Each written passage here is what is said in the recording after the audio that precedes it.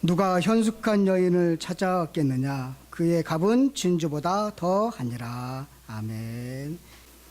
요즘 시대는 지혜가 참 필요한 시대입니다. 그래서 지혜가 없어서 높은 지위에 올라갔다가도 금방 내 아주 추한 모습으로 하루아침에 없어지는 그런 인물들을 많이 보면서 돈과 명예와 이런 것이 아니라 지금 시대에는 참 지혜가 필요한 시대구나, 그런 것을 좀 깨닫게 되는 것입니다. 다윗을 이어서요, 왕이 된 솔로몬의 이야기를 우리 남양주 성실교회는 창세기부터 한 주에 한 권씩 아니면 두 주에 한 권씩 이렇게 지금 진행하고 있는데 열왕기 상까지 왔습니다. 열왕기 상을 다루면서 1장부터 11장까지가 솔로몬의 내용인데요. 우리는 솔로몬의 내용을 보면서 솔로몬이 어떤 정치를 했고 어떤 왕이었는가라고 배웠습니다. 그리고 나서 솔로몬이 기록한 세 권의 책을 지금 다루고 있는데 성경에는 잠언, 아가, 전도서 이렇게 돼 있는데 우리는 솔로몬이 쓴 시간 순으로 이렇게 따라서 아가서를 먼저 다뤘습니다. 아가서는 노래 중에 노래라는 의미예요. 그래서 사실 요즘이라고 말하면 오페라라고 생각하시면 더 훨씬 좋습니다. 근데 우리 성경 개역개정판은 산문체로 돼 있어서 그 맛을 잘 모르는데 현대인의 성경이나 이런 것들을 보시면 그 맛을 좀 더 깨달을 수 있습니다. 또 지난주에 이어서 이번 주에는 또 잠언서를 다루고 했습니다. 다음 주에는 솔로몬의 노년에 쓴 전도서, 사실은 솔로몬의 인생론인데 거기에 총체적으로 인생을 다 살고 나서 이것이 어떤 삶이 진짜 좋은 삶이구나라고 결론을 내리는 것이 전도서입니다. 그래서 책을 팔아먹으려면 전도서보다는 솔로몬의 인생론 그러면 책이 훨씬 많이 읽힐 텐데 어른들은 절대로 바꾸지 않아서 성경을 많이 안 읽는 것 같습니다. 그럼 세상 사람들도 많이 읽을 텐데요. 솔로몬은요, 성도들뿐만 아니라 세상 사람들도 많이 알고 있는 인물입니다. 특히 솔로몬의 재판 이야기는 방송 프로그램이 이름으로 쓰일 정도로 아주 유명합니다. 그래서 솔로몬은 이처럼 차타가 공인하는 지혜의 사람답게 잠언 3천을 말했습니다. 여러분들 혹시 잠언 몇 가지나 말해봤습니까? 혹시 자기가 만들어서 잠언을 말하는 적이 있습니까? 참 어렵죠. 옛날 거 이렇게 받아서 쓰기는 해도 자기가 직접 만드는 사람 많지 않습니다. 근데 잠언 3천을 말하는 사람입니다. 그 중에 일부가 잠언서에 기록되어 있습니다. 잠언서는요, 솔로몬이 자녀들을 교육하기 위해서 기록한 말씀이에요. 대부분에 그렇습니다. 솔로몬의 아내가 1,000명이거든요. 그러면 자식이 두세 명만 나도 3,000명이거든요. 그래서 자녀를 자기가 직접 교육할 수가 없어서 이 아내들을 통해서 교육하기 위해서 이렇게 잠언서를 많이 기록했습니다. 그래서 잠언서에는 아주 주옥과 같은 말씀이 있는데 이 말씀을 가지고 여러분들도 동일하게 자녀들을 교육하면 자녀들이 지혜로운 사람이 되는 거예요. 그리고 가르치는 여러분들도 지혜로운 사람이 되는 것입니다. 그러면 실수하지 않게 되는 것이죠. 꼭 실천하시기를 바라겠습니다. 잠언서는 이름이 마샬이라고 그래요. 사실은 비교라는 뜻인데요. 슬기로운 사람과 어리석은 사람, 지혜로운 사람과 미련한 사람, 이렇게 비교해 보면서 어디를 선택할 것이냐 이렇게 말씀하고 있는 것입니다. 그래서 잠언서를 좀 구조를 여러분들이 오늘 성실교회에서 특별하게 왔으니까 제가 구조를 좀 얘기해 드리겠습니다. 어디서 못 들으니까. 잠언서 1장부터 9장까지는 조금 다르게 교훈과 훈계로 되어 있습니다. 스타일이 좀 다릅니다. 10장부터는 한 절 아니면 두 절이 이렇게 딱딱 떨어지는 잠언으로 이어졌어요. 금언이나 속담이나 이런 게 생각하시면 돼요. 그게 22장 16절까지 그렇게 금언으로 되어 있습니다. 그게 357개예요. 357개는 솔로몬의 이름의 숫자를 합치면 357이 나와요. 그래서 딱 맞춰서 357개를 기록해 있고요. 22장 17절부터 24장 22절은 또 지혜자의 잠언이 한 30개 들어 있습니다.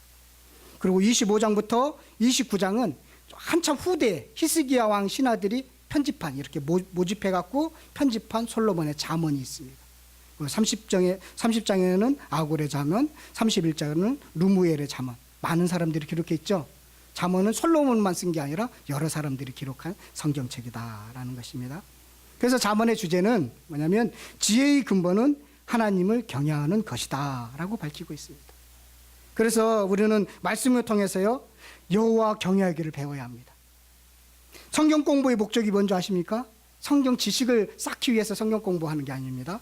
여호와를 경외하기 위해서 배우는 것입니다. 이게 성경 공부의 목적이 되어야 됩니다.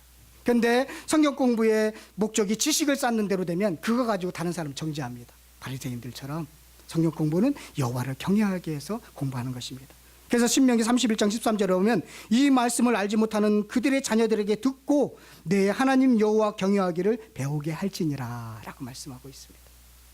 그 이유는요, 잠언서에도 똑같이 동일하게 기록하고 있는데요, 19장 23절에 보면 여호와를 경외하는 것은 사람으로 생명에 이르게 하는 것이라 경외하는 자는 족하게 지내고 재앙을 당하지 않냐라 이렇게 말씀하고 있습니다.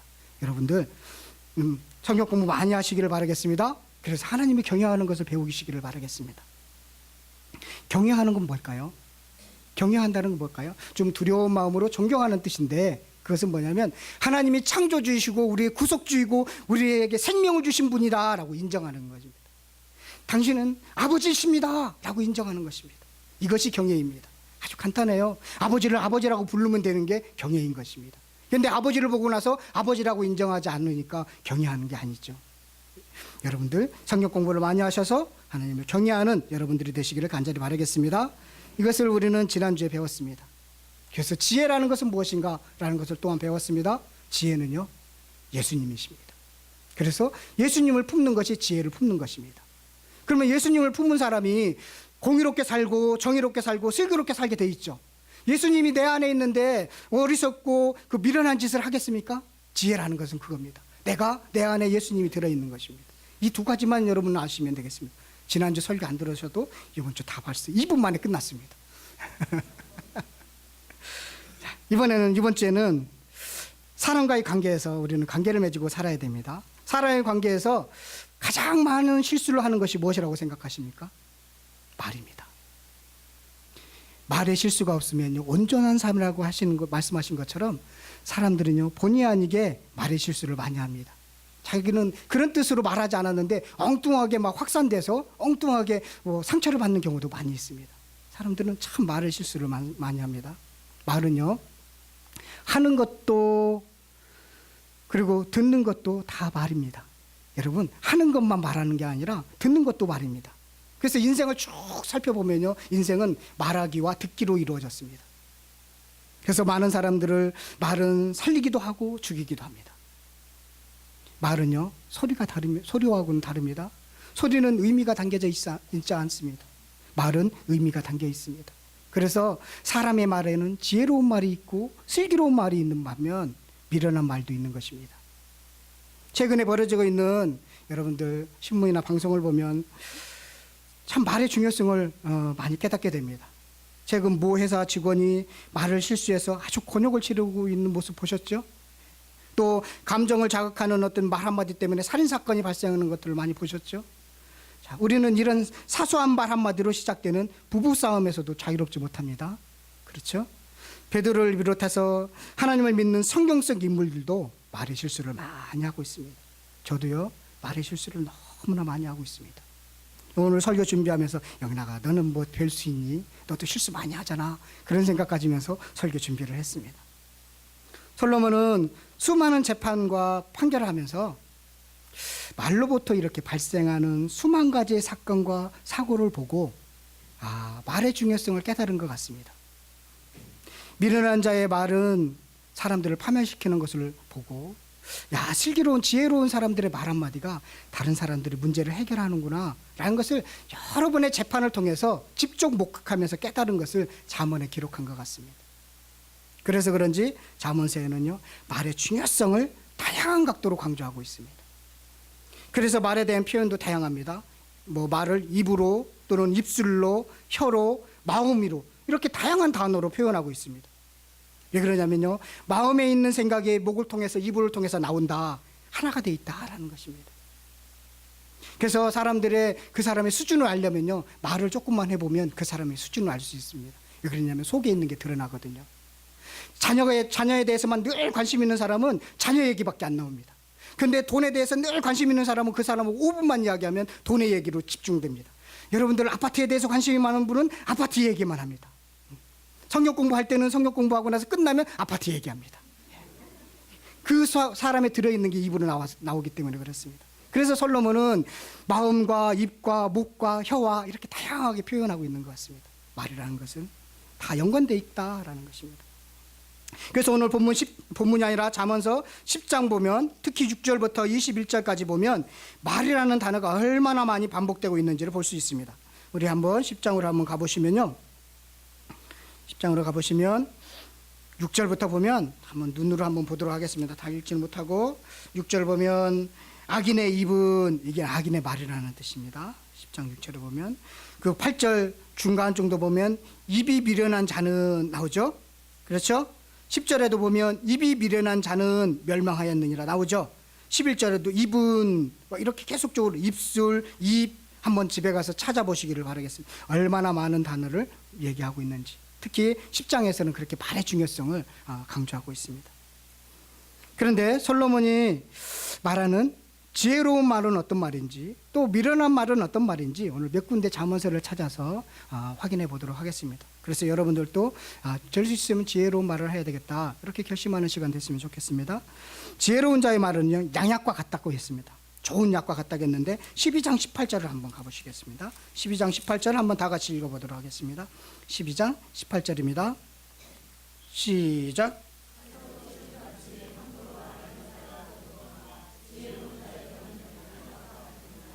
예, 양약과 같다고 그랬죠. 의인의 말은요, 순은과 같다고 말씀하고 있습니다. 10장 20절에 한번 또 가보세요. 10장 20절 앞으로 10장 20절 함께 읽겠습니다. 시작. 의인의 혀는 순은과 같거니와 악인의 마음은 가치가 적으니라. 예, 그렇게 말씀하고 있습니다.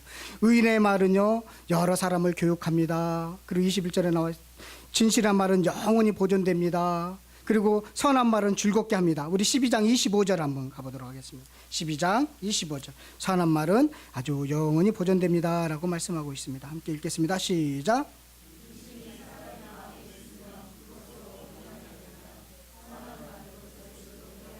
예, 선한 말은 그 모임을 즐겁게 한다는 것입니다. 근데요, 말을 많이 하지 않는 것이 생명을 보존한다는 거라고 말씀하고 있습니다. 한번 13장 3절 한번 보시겠습니다. 13장 3절입니다. 함께 읽겠습니다. 입을 지키는 자는 자기의 생명을 보존하나 입술을 크게 벌리는 자에게는 멸망이 오느니라. 예, 될 수 있으면 말을 많이 안 하는 게 좋다라는 것입니다. 온순한 말은 생명나무와 같다라고도 얘기하고요. 때에 맞는 말은 아름답다고 얘기합니다. 제가 때에 맞는 말을 잘 못하는데 15장 23절 한번 보도록 하겠습니다. 15장 23절입니다. 함께 읽겠습니다. 시작.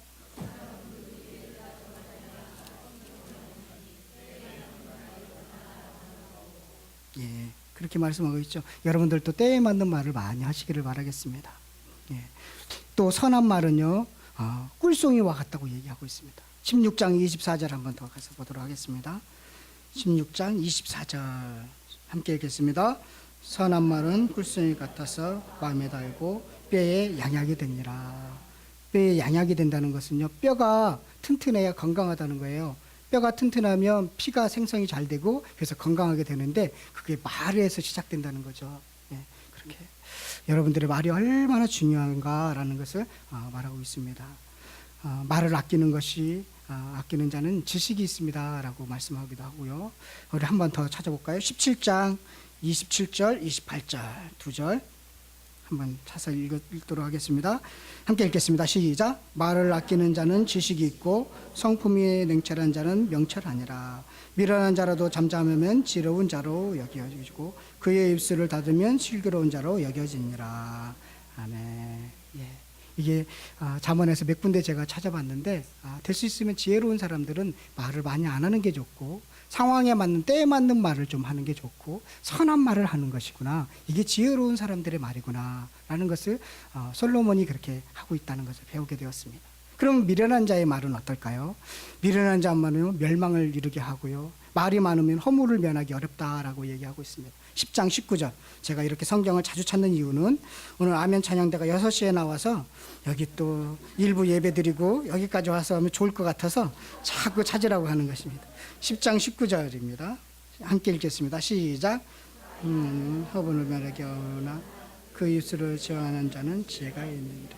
예, 말이 많으면 허물을 면하기 어렵다는 것이에요. 패역한 말은 배임을 당하기도 하고요. 악인의 이웃은요, 이웃을 멸망하기도 합니다. 험담하는 사람은 남의 비밀을 누설하는데요. 우리 11장 13절 한번 가보겠습니다. 11장 13절입니다. 보면 제가 읽겠습니다. 두루 다니며 험담하는 자는 남의 비밀을 누설하나 마음이 신실한 자는 그런 것을 숨기느니라. 자, 험담하는 자는 사귀지도 말라고 그랬습니다. 너만 알고 있어? 라고 얘기하는 그 얘기는요, 다른 사람에게 같아서 똑같이 얘기합니다. 그러니까 험담하는 사람들하고는 사귀지 말라고 얘기하고 있습니다. 20장 19절, 제가 얘기한 게 아니에요. 솔로몬이 얘기했습니다. 20장 19절입니다.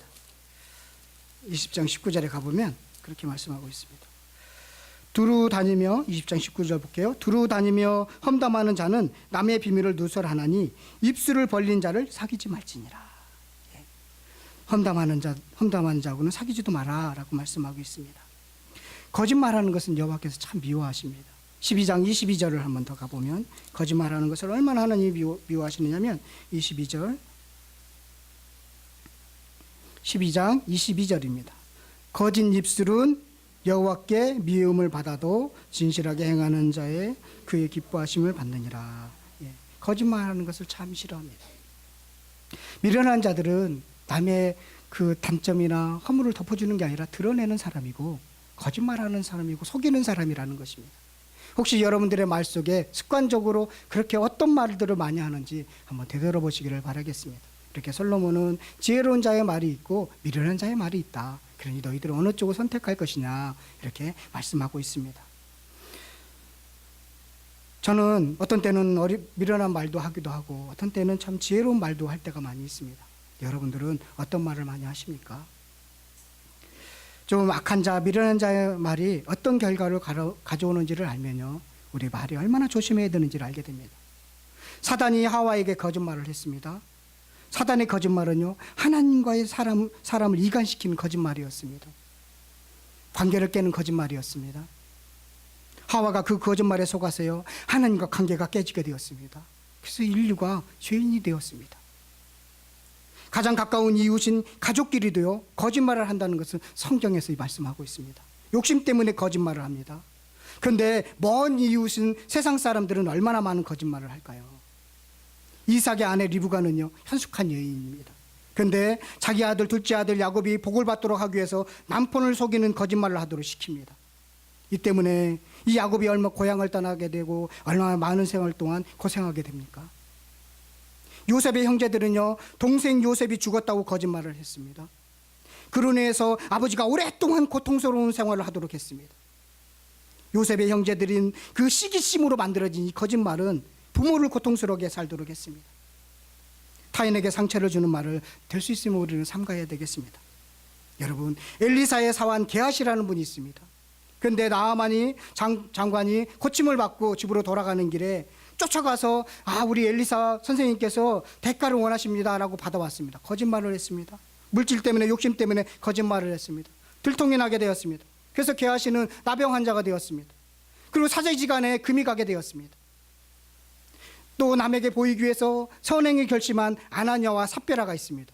베드로를 속이려는 거짓말을 했다가 교회가 막 세워져 가고 있는 아주 중요한 시점에 초대교회 예루살렘 교회의 순수성을 왜곡시킬 뻔했습니다. 그리고 본인은 죽었습니다. 성도 여러분, 욕심과 시기와 탐심으로 인한 거짓말이 세상 사람들에게 있는 것이 아닙니다. 하나님을 믿는 성도들에게도 있다는 사실입니다. 예수님을 믿는 교회 안에서도 거짓말이 있다는 것입니다. 조심하셔야 되겠습니다. 말에는 사람을 이간시키고 파멸시키고 무가치한 말, 싸우게 하는 말, 험담하는 말들이 있습니다. 우리는 어떤 말을 해야 할까요? 좀 선한 말을 많이 해야 하겠습니다. 선한 말은요, 뼈를 윤택하게 합니다. 다른 사람을 살리는 일을 하게 합니다. 그래서 우리는 가능한 하나님께 영광이 되고 성도들에게 유익이 되는 그런 선한 말들을 많이 하시는 저와 여러분들이 되시기를 간절히 바라겠습니다. 그리고요, 말은요, 끝까지 들어야 오해가 없습니다. 그래서 하나님의 말씀도 처음부터 끝까지 들어야 합니다. 창세기부터 계시록까지 다 들어야 하나님이 무엇을 원하시는지 알게 됩니다. 그런데 대충 오늘은 잠언, 내일은 이사야, 모레는 마태복음 이렇게 순서 없이 들으면 여러분 드라마도 1편부터 쭉 봐야 스토리가 전개되는 것처럼 그렇게 순서대로 들어야 합니다. 그래서 창세기부터 계시록까지 쭉 들으셔야 하나님 이걸 원하시는구나 라는 것을 알게 되는 것입니다. 그래서 남양주 성실교회가 좋은 교회입니다. 성도 여러분, 가능한 말을 하기보다는 듣는 쪽을 선택하시기를 바라겠습니다. 말은 듣는 것도 포함합니다.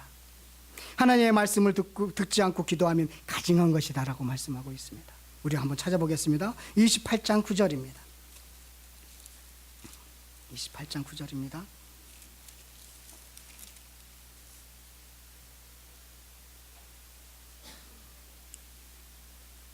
함께 읽겠습니다. 시작. 사람의 길을 흘려 율법을 듣지 아니하면 그의 기도도 가증하니라. 말씀을 듣지 않고 말씀을 보지 않고 기도하면 가증한 것이라는 것입니다. 그렇다면 우리는 어떤 기도를 해야 할까요? 30장에 보면 30장 5절부터 9절까지 보면 우리가 어떤 기도를 해야 되는지를 가르쳐주고 있습니다. 보면요, 제가 읽도록 하겠습니다. 하나님의 말씀은 다 순전하며 하나님은 그를 의지하는 자에게 방패시다라는 것입니다. 여러분, 하나님을 의지하시기를 바라겠습니다.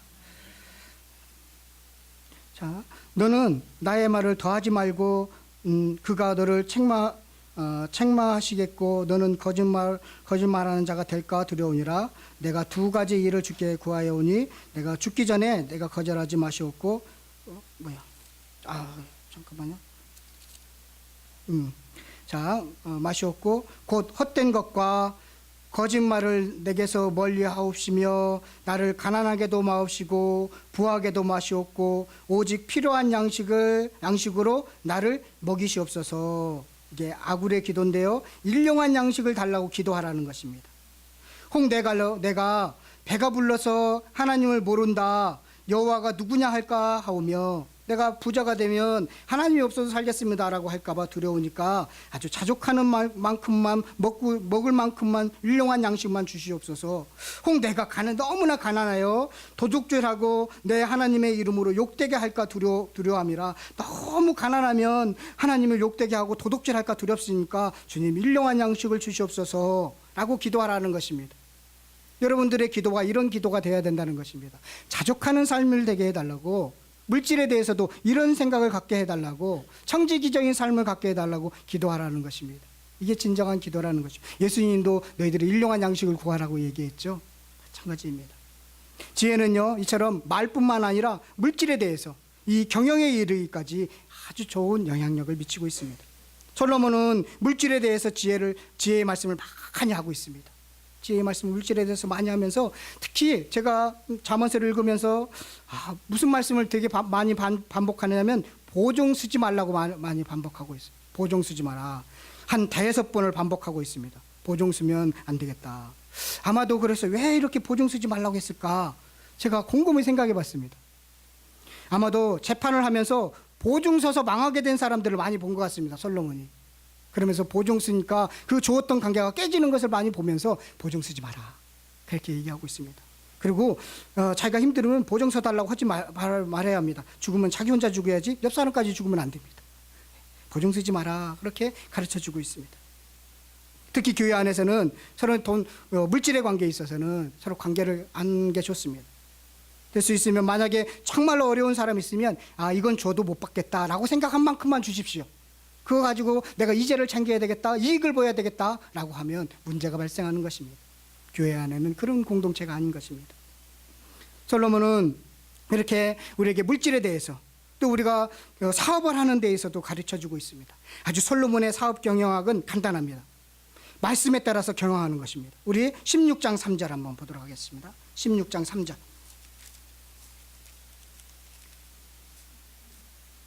함께 읽겠습니다. 16장 3절 시작. 너희 행세를 여호와께 맡겨라. 그러면 네가 경영하는 것이.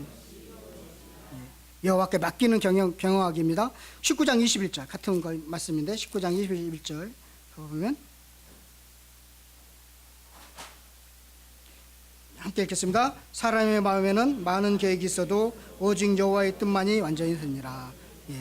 여호와께 맡기는 경영학을 하라는 것입니다. 또 하나의 경영학은요, 하나님의 결제 자리를 남기는 것입니다. 하나님의 결제 자리를 남기는 건데요, 다시 16장 9절로 한번 가보도록 하겠습니다. 16장 9절입니다. 함께 읽겠습니다. 시작.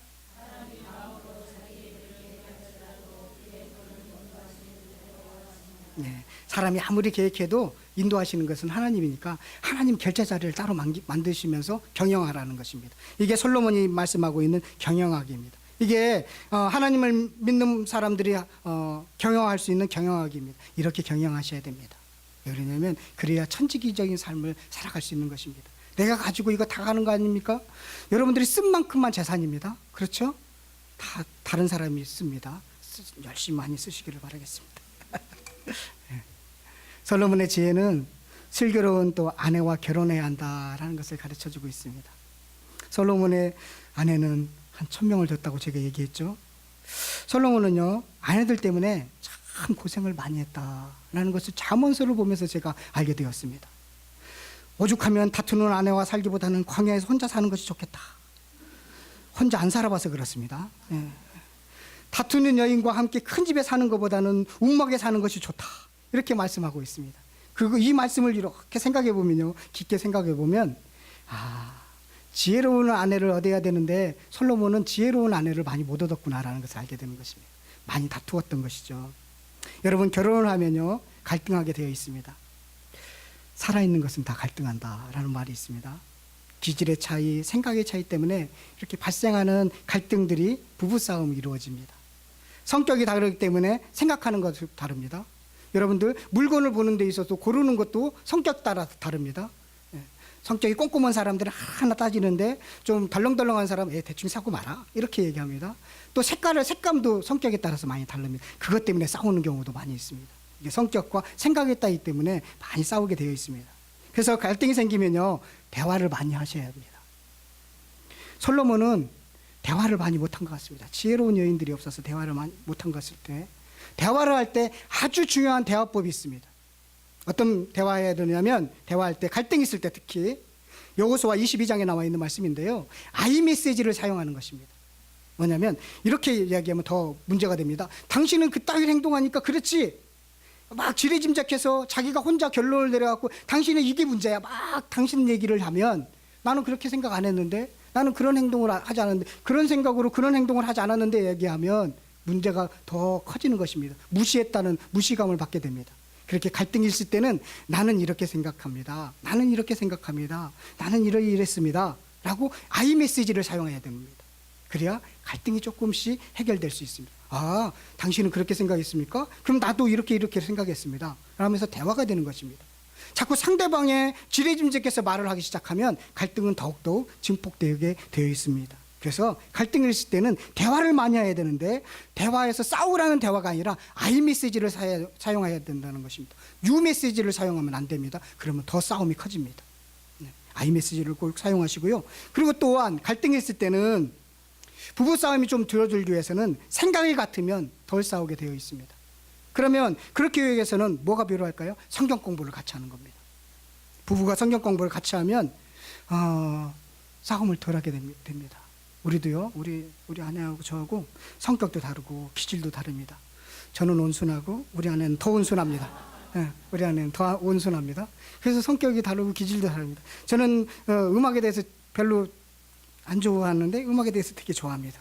뭐 이런 기질도 다릅니다. 그래서 많이 싸웠습니다. 여러분들은 여기 보니까 여러분들은 부부싸움 한 번도 안 한 것 같습니다. 근데 저는 부부싸움을 참 많이 했습니다. 그런데요, 저 아내하고 성경 공부를 하면서 저희 아내가 질문을 합니다. 어떤 말씀이 이게 의미가 뭐지? 그러면 서로 찾아가면서 얘기하고, 그러면서 대화하게 되고, 그러면서 점점 대화가 많아지기 시작했습니다. 그러면서 많이 좋아졌습니다. 요즘은 부부싸움을 한 지가 언제인지 모르겠습니다. 더 그 성경 공부를 같이 하니까 가치관과 세계관이 일치되면서요, 같은 환경을 써가고 있다는 것입니다. 그래서 세상을 보는 물질관이나 사람이나 사건을 보는 안경이 같으니까요, 생각이 같으니까 덜 싸우게 되어 있습니다. 여러분들, 부부가 싸움을 덜하기 위해서는 성경 공부를 하는 거예요. 그래야 가치관과 세계관이 일치되는 것입니다. 그런데 제가 생각하기에는 솔로몬은요, 아내들과 대화가 안 되었던 것으로 보입니다. 솔로몬의 아내들은요, 허영과 가식으로 가득했습니다. 지혜롭지도 못했던 것으로 보입니다. 게다가 신앙도 같지 않습니다. 그러니까 얼마나 많이 다투었겠습니까? 측은하기도 했습니다. 제가 솔로몬 보면서 힘들었겠다 이런 생각이 들었습니다. 그 왕 누구나 다 존경하는 왕인데 자기 지혜로운 아내, 말을 통하는 그 아내 한 명 없어갖고 그 아내를 찾아가는 솔로몬의 모습이 참 측은하다, 이런 생각도 들었습니다. 그렇다면 우리는 어떤 여인을 만나야 할까요? 남자분이 많지 않고 여자분이 많은데 이런 설교를 해야 되는지 모르겠는데 현숙한 여인을 만나야 합니다. 31장 10절 보면 현숙한 여인에 대해서 결론처럼, 잠언의 결론처럼 말씀하고 있습니다. 현숙한 여인은요, 진주보다도 더 귀하다고 그랬습니다. 그렇죠? 여러분들이 현숙한 여인이 되시기를 바라겠습니다. 그런데요, 쉽지 않습니다. 쉽지 않아요. 그런 자의 남편의 마음은요, 현숙한 여인을 믿는데요. 그렇죠? 그래서 사업이 필철하지도 아니하고, 12절에 보면 그런 자는 살아있는 동안에 그의 남편에게 선을 행하고 악을 행하지 아니하는, 남편에게 아주 잘해준다는 것입니다. 그리고 그는, 이 현숙한 여인은 양털과 삼을 구하여 부지런히 손으로 일하기도 하고, 비즈니스도 하고요. 그리고 15절 보면 밤이 새기 전에 일어나서 자기 집안 사람들에게 음식을 나누어 주며 여종들에게 일을 정하여 맡기고, 리더십도 있습니다. 또 16절에 보니까 밭을 살펴보고 밭이 좋은지 안 좋은지, 그런 땅을 보는 능력, 세상을 보는 능력도 있다는 것입니다. 자기의 손으로 번 것을 가지고 포도원을 일구고요. 그리고 18절에 보니까 힘있게 허리를 묶으며 자기의 팔을 강하게 하며, 팔도 묶다는 것이죠. 예. 그리고 18절에 보면 자기의 장사가 잘 되는 줄을 깨닫고 밤에 등불을 끄지 않으며 야근도 합니다. 예. 21절에 보면 그는 공고한 자에게 손을 펴며 궁핍한 자를 위해서 손을 내며 구제하는 일도 하고요. 그런 식구들을, 21절에 보면 식구들을 돌보고, 또 23절에 보면요, 그의 남편은 그 땅의 장로들에게 함께 성문에 앉으며, 성문에 앉다는 것은 존경을 받는 자리로 나가게 하는데, 그렇게 사람들을 인정받도록 남편을 뒷바라지도 하고요. 이렇게 능력 있는 여성이다라는 것을 보게 됩니다. 이게 현숙한 여인입니다. 그런데 이렇게 살으면 여러분들은 현숙한 여인으로는 팔도 두고 야근도 없고 잠도 못 자고 아침 일찍 일어나야 되고 그런 일들을 많이 해야 되는데, 제가 현숙한 여인을 몇 가지, 한두 가지만, 이런 것만 갖춰도 현숙한 여인이겠다라는 생각이 드는데요. 먼저 현숙한 여인은 타인을 배려합니다. 타인을 많이 배려하는데, 아브라함이요, 이삭의 아내를 얻기 위해서 고향에 종을 보냈습니다.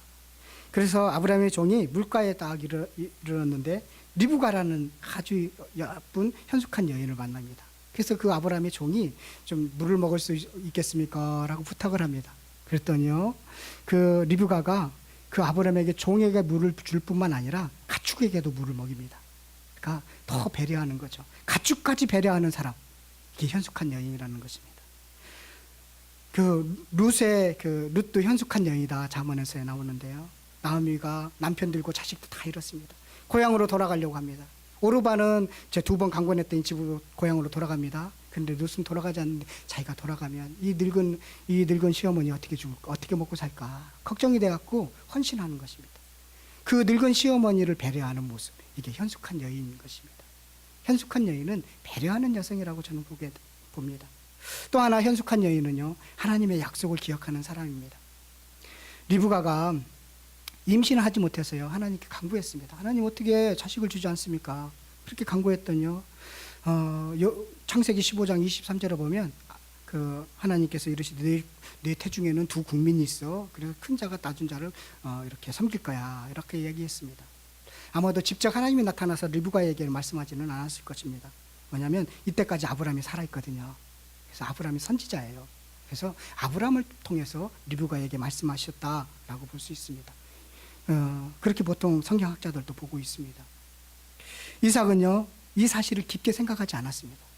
그래서 이삭은 사실 내성적인 성격이잖아요. 조용한 성격인데, 그의 아들은 에서는 아주 성격도 좋고 남성미가 넘칩니다.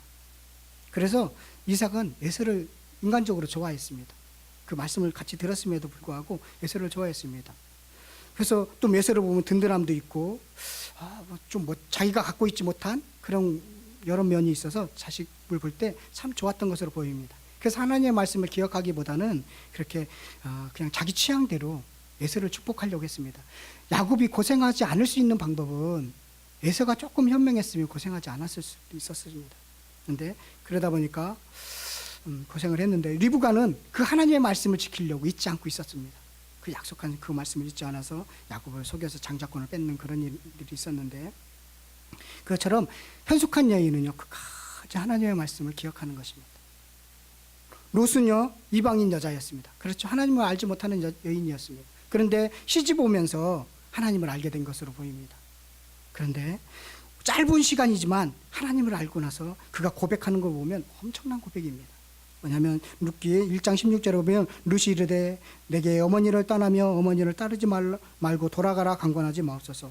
어머니께서 가시는 곳에 나도 가고 어머니께서 머무시는 곳에서 나도 머물겠나이다. 어머니의 백성이 나의 백성이 되고 어머니의 하나님의 나의 하나님이 되시니라. 이렇게 고백하고 있는 것입니다. 여러분, 현숙한 여인은 신앙이 깊은 여인입니다. 그래서 현숙한 여인을 두 가지로 얘기하자면 타인을 배려하는 사람, 신앙이 깊은 사람이라고 고백할 수 있겠습니다. 정리할 수 있겠습니다. 여러분들도 그런 현숙한 여인이 되시기를 바라겠습니다. 그러면서 이 잠언서의 결론처럼 31장 30절 31절에 보면 이렇게 말씀하고 있습니다. 고운 것도 거짓되고 아름다운 것도 헛되나 오직 여호와를 경외하는 여자는 칭찬을 받을 것이라. 그의 손의 열매가 그에게로 돌아갈 것이요 그의 행한 일로 말미암아 성문에서 칭찬을 받으리라 라고 말씀하고 있습니다. 저와 여러분들이 다 그런 현숙한 여인들이 되시기를 바라겠습니다. 솔로몬은요 9장 14절에서 슬기로운 아내는 여호와께서 주시는 선물이라고 얘기했습니다. 성도 여러분들도 하나님이 주시는 선물을 받기를 바라겠습니다. 이를 위해서는 여러분들이 하나님을 경외하는 현숙한 여인, 지혜로운 남편이 되시기를 바라겠습니다. 하나님이 지식으로 이해가 되고요. 말씀이 지금 오늘 들었습니다. 그런데 그것이 내 것이 되어서 그것이 안경이 되기까지는 오랜 세월이 흐르는 것 같습니다. 무단한 연습을 해야 되고 그렇게 안경을 쓰려고 노력할 때 성경의 관점으로 세상을 볼 수 있고 성경의 관점으로 사람을 볼 수 있고 성경의 관점으로 어떤 가치를 판단할 수 있는 것입니다. 무단히 연습하셔야 됩니다. 그래야 현숙한 남편, 현숙한 여인이 되는 것입니다. 우리는 2주를 걸쳐서 잠언서를 다루었습니다. 결론을 맺도록 하겠습니다. 하나님이 좋아하는 사람과 하나님이 싫어하는 사람이 있습니다. 하나님께서는 좋아하는 사람과 싫어하는 사람이 있는데 잠언서의 기록을 보면 미련한 자, 게으른 자, 악한 자, 교만한 자, 무책임한 자, 욕심이 많은 자, 음란한 자, 불의한 자를 싫어하셨습니다. 반면에 하나님은 지혜로운 자, 정직하고 성실한 사람, 말씀을 듣고 하나님을 경외하는 사람, 충성된 사람, 의로운 사람, 온유한 사람, 겸손한 사람을 좋아했다는 것을 잠언서를 통해서 알게 되었습니다. 여러분, 하나님을 창조주로 구속주로 인정하시고 나의 구원자로 인정하시는 하나님을 경외하시는 사람들이 되시기를 바라겠습니다. 그래서 하나님이 좋아하시는 삶을 살아가기를 바라겠습니다. 하나님이 좋아하시는 사람들이 되시기를 바라겠습니다. 그래서 하나님과 함께 즐거워하는, 자족할 수 있는 그런 사람들이 되시기를 간절히 축원드리겠습니다.